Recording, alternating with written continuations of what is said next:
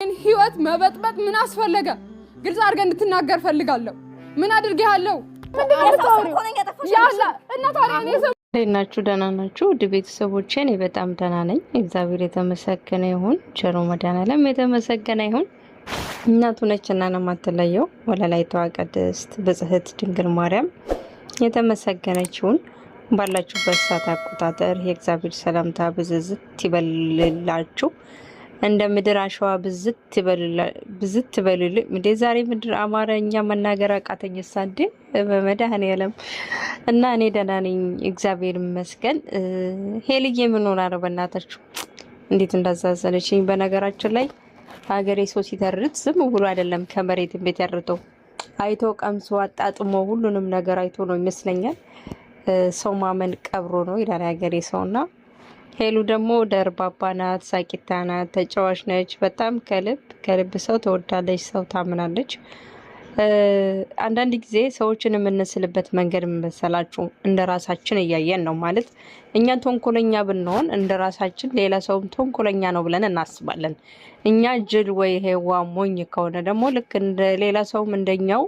ሞኝ ነገር ይመስለናል ብዬ አምናለሁ በቃ እንደዛ ነው የምንስለው አንዳንድ ጊዜና እኔ አሁን ሰው አትመኝ ብትሉኝ እንኳን መክራችሁኝ ይቅርና ማለት ነው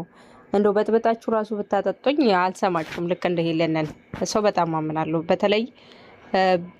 በነገረኝ ልክ ነው ማምነው በነገረኝ ልክ ማለት ነውና ሰው አላምንም እንደው ያለማመን ከባድ ነው አንዳንድ ጊዜ ተሸወዳላችሁ በጣም ደግሞ ቤስት ፍሬንድ ጓደኛ ቅርብ ሰው ስትሆኑ ደግሞ አላምንም ብላችሁ ብትከራከሩ ራሳችሁ ውስጣችሁ እንትን አይልም ምን ያላቅም እንዴት እንደሆነና ሰዎች በተለይ ከሩቅ እየመጡ አይደለም ሰው ደግሞ ሰው የሚጎዳው በጣም የእናንተ ማንነት የእናንተን ባህሪ የእናንተን አኗኗር ዘዴ በቃ ሁሉ ነገራችሁን ባህሪያችሁን የሚያክሰው ነው ብዙ ጊዜ ሰው የሚጎዳው እንጂ ዝም ብሎ ከመሬት መጥቶ ወይ ከሩቅ መጥቶ ምናምን አይደለም ስለናንተ የሚያውቁ የራሳችሁ በጣም የምትወዱት በጣም ቦታ የምትሰጡት ሰው ነው እናንተን የሚጎዳው ብዙ ጊዜ ማለት ነው እስቲ ከሌላ ሰው ታሪክም ሰምታችሁ ከሆነ አብዛኛው ቅርብ ሰው ነው ሰውን የሚጎዳው እንጂ ከሩቅ አይደለምና ሄልዬ ደግሞ ሰው ታምናለች በጣም ሰው ተወዳለች እርግጠኛ ነኝ በጣም የምትወደው የምታፈቅረው ፍቅረኛዋ ይመስለኛል ጓደኛዬ ከዳኝ ጓደኛዬ ጎዳኝ ምናምን ብላለች እርግጠኛ ነኝ እናቲ መሆን አለበት ብዬ እየተጠራጠርኩ ነው እና ሶስናም እያባበለቻት ነበር እሷንም ራሱ በጥፊ ብላታለች እሷም ነገ የበቃ ጥላኝ ነው የምትሄደው ሰው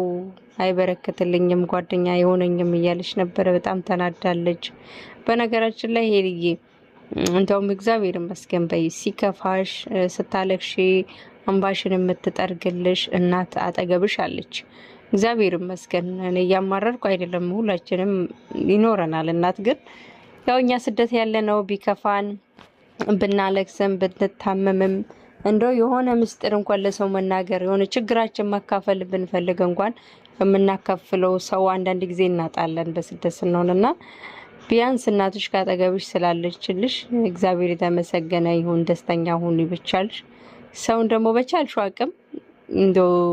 ሰው ተጠንቅቆ አይቻልም ግን በቃ ሰው በቃ አሳልፈሽ ከራስሽ በላይ አትመኝ በቃ እንደምንም የተለማመጂው አንዴ ሁለቴ ሶስቴ ስትጎጂ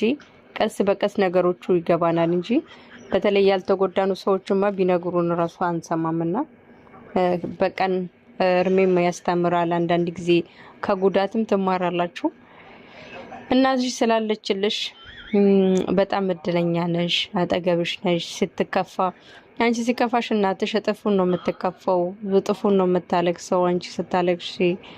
እና ምርጥ እናት ምርጥ ቤተሰቦች አሉሽ እና አይዞሽ ሄልዬ ሰው አትመኝ በነገራችን ላይ የሄለን ጥሩ ጸባይ ያላት ግን ሰው ቢሆነ ነገር ቢያደርጋትም እዛው ነው የምትችለው በቃ ማለት ይሄ በሶሻል ሚዲያ ስላወቅኩት ምናምን ብላ ከሌ እንደዚህ ነው ብላ ፈትፈታ አትናገርም የሰው